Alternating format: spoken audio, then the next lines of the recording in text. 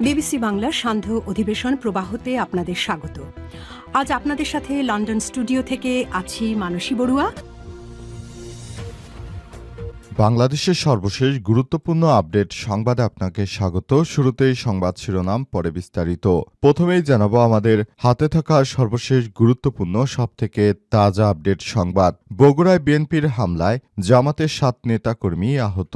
বগুড়ার ধুনট উপজেলায় বিএনপির নেতাকর্মীদের হামলায় জামাত ইসলামের ৭ নেতাকর্মী আহত হয়েছে। জাতীয় সংসদ নির্বাচনকে সামনে রেখে হ্যাবটের প্রচারণাকালে এই হামলা চালানো হয়েছে বলে অভিযোগ উঠেছে। বিকেলে উপজেলার এলেঙ্গিবাজার এলাকায় এই ঘটনা ঘটে। এরপর জানাবো নির্বাহী ম্যাজিস্ট্রেটকে রুমিন ফারহানার হুমকি। রুমিন ফারহানা বললেন, আমি যদি আপনাকে বের না হতে দেই আপনি এখান থেকে বের হতে পারবেন না। আমি রুমিন ফারহানা যদি এখান থেকে আপনাকে বের হতে না দেই তাহলে আপনি এখান থেকে বের হতে পারবেন না, এমনভাবেই নির্বাহী ম্যাজিস্ট্রেটকে হুমকি দিচ্ছিলেন ব্রাহ্মণবাড়িয়া ২ সরাইল আশুগঞ্জ ও বিজয়নগর ইউনিয়ন এর আসনে ত্রয়োদশ জাতীয় সংসদ নির্বাচনের স্বতন্ত্র প্রার্থী ব্যারিস্টার রুমিন ফারহানা। আজ নির্বাচন বিধি ভঙ্গ করার সময় নির্বাহী ম্যাজিস্ট্রেট তাকে বাধা দিলে এমন ক্ষিপ্রবেগে ম্যাজিস্ট্রেটকে ধমকান রুমিন ফারহানা।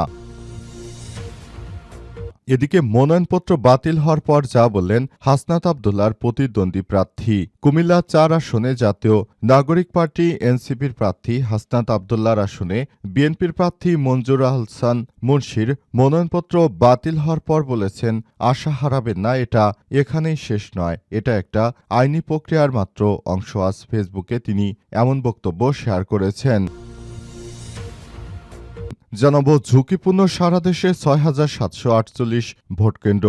আসন্ন সংসদ নির্বাচনে সারা দেশে ৬,৭৪৮টি ভোটকেন্দ্র ঝুঁকিপূর্ণ হিসেবে চিহ্নিত করেছে পুলিশ। এসব ভোটকেন্দ্রে পেশি শক্তির প্রভাব বিস্তারে থাকা, থানা থেকে ভোটকেন্দ্রগুলো যথেষ্ট দূরত্বে, দুর্গম এলাকায় হওয়া, বাম চরমপন্থীদের প্রভাব থাকা সহ নানাবিধ সমস্যা রয়েছে।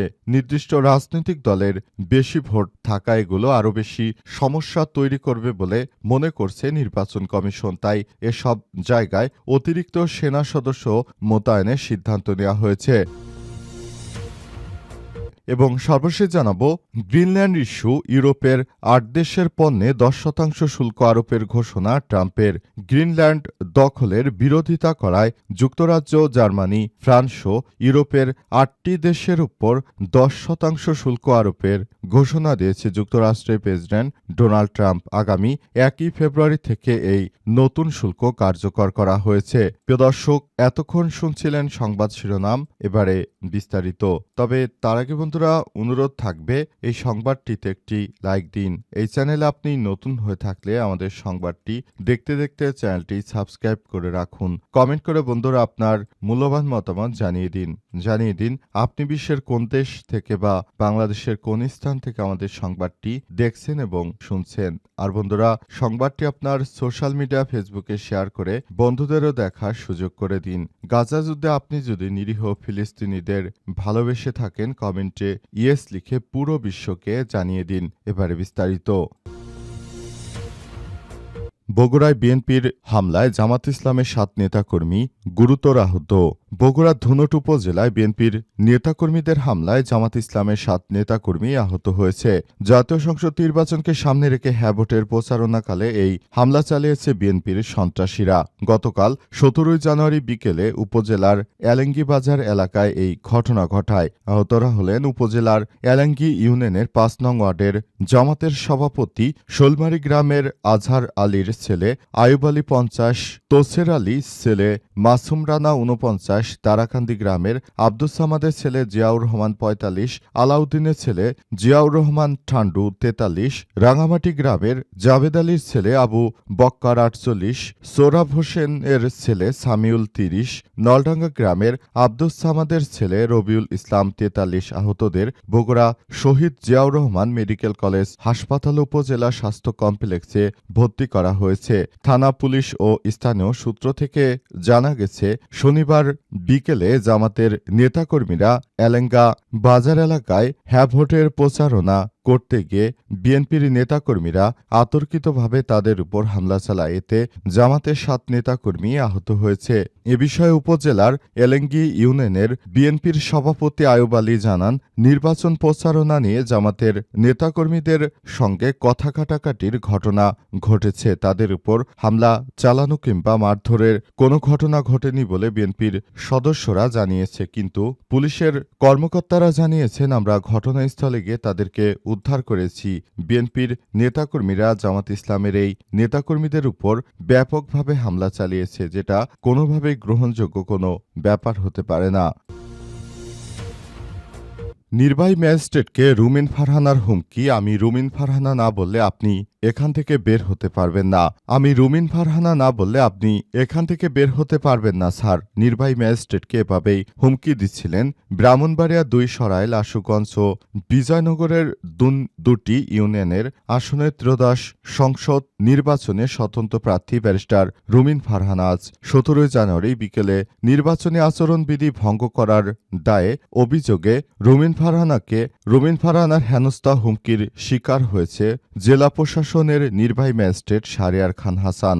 এই ঘটনায় এলাকা জুড়ে বেশ চাঞ্চল্যের সৃষ্টি হয়েছে। এই ঘটনার একটি ভিডিও সামাজিক যোগাযোগ মাধ্যমে ভাইরাল হয়েছে। ভিডিওতে দেখা গেছে নির্বাহী ম্যাজিস্ট্রেট শাহরিয়ার হাসান খান আচরণবিধি লঙ্ঘনের বিষয়টি নিয়ে আলোচনা করতে গিয়ে রুমিন ফারহানা ক্ষুব্ধ হয়ে ওঠেন। তিনি ওই ম্যাজিস্ট্রেটকে বলেছেন, আমি শেষবারের মতো আপনাকে সতর্ক করে দিচ্ছি, এই ধরনের কথা শুনতে চাই না, আপনি পারলে থামিয়ে দেন। আমি আজ ভদ্রতার সঙ্গে আপনাকে বলছি, পরবর্তী সেটাও করব না বলে রুমিন ফারহানা ওই সরকারি কর্মকর্তাকে হুঁশিয়ারি দিয়েছেন। রুমিন ফারহানার এই ধরনের কর্মকাণ্ড সামাজিক যোগাযোগ মাধ্যমে ভাইরাল হয়েছে। সেখানে সবাই তার বিরুদ্ধে নানা রকম কথাবার্তা বলতে শুরু করেছে। রুমিন ফারহানার বিরুদ্ধে সবাই নানাবিধ কথাবার্তা বলছে। তারা সবাই রুমিন ফারহানার বিরুদ্ধে নানাবিধ সমস্যা তৈরি করছে।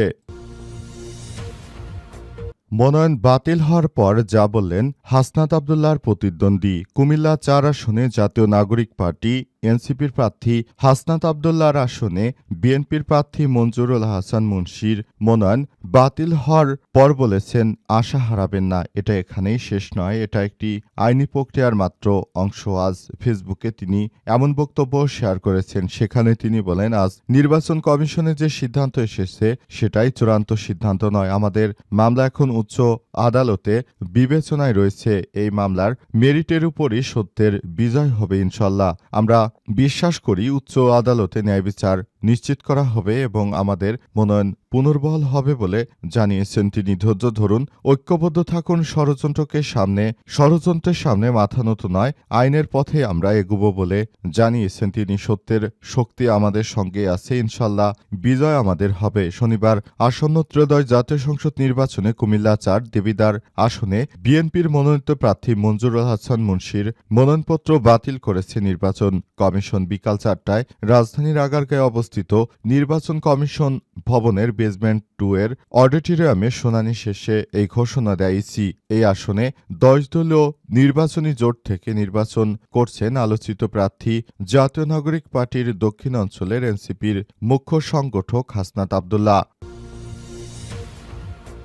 ঝুঁকিপূর্ণ সারা দেশের ৬,৭৪৮ ভোটকেন্দ্র। আসন্ন সংসদ নির্বাচনে সারা দেশে ৬,৭৪৮ ভোটকেন্দ্র ঝুঁকিপূর্ণ হিসেবে চিহ্নিত করেছে পুলিশ। এসব ভোটকেন্দ্রে পেশি শক্তির প্রভাব বিস্তার থাকা, থানা থেকে ভোট কেন্দ্রগুলোর যথেষ্ট দূরত্ব, দুর্গম এলাকা হওয়া, বাম চরমপন্থীদের প্রভাব থাকা, নির্দিষ্ট রাজনৈতিক দলের বেশি ভোট থাকা, যোগাযোগ ব্যবস্থার দুর্বলতা, কমিউনিটি পুলিশের সক্রিয় না থাকার কারণে ঝুঁকিপূর্ণ অবস্থায় রয়েছে। এই ঝুঁকিপূর্ণ তালিকায় রয়েছে ঢাকা বিভাগ ও দক্ষিণের জেলাগুলো। পুলিশ জানিয়েছে, হাসিনা সরকারের 3টি নির্বাচন বিতর্কিতভাবে অনুষ্ঠিত হয়েছে। এই জেলাগুলোতে তৎকালীন সময় বিতর্কিত পুলিশ কর্মকর্তাদের প্রদান করা হয়েছিল। এবারের নির্বাচন যাতে স্বচ্ছ, অবাধ ও নিরপেক্ষভাবে অনুষ্ঠিত হয় সেদিকে নজর রাখছে পুলিশের সদস্যরা। নির্বাচনে যারা পেশি শক্তি ব্যবহার করবে তাদের আইনের আওতায় আনা হবে, ব্যাপারে কোনো ছাড় দেওয়া হবে না। পেশি শক্তি মোকাবেলায় পুলিশ, সেনাবাহিনী, border guard of Bangladesh, BGB, RAB, Ansar, coast guard সহ বিভিন্ন দলের গোয়েন্দা সংস্থার সদস্যরা অংশগ্রহণ করবে বলে জানা গেছে। এ অবস্থায় পেশিশক্তি ব্যবহারের কোনোভাবেই গ্রহণযোগ্য হবে না বলে জানিয়েছে তারা আরও জানায়, এই ধরনের কর্মকাণ্ড শুধুমাত্র ফ্যাসিস্টের আমলেই সম্ভব হয়েছে, বর্তমান আর এগুলো সম্ভব হবে না। সবাইকে আরও বেশি সতর্ক অবস্থানে থাকার জন্য নির্দেশনা দেওয়া হয়েছে।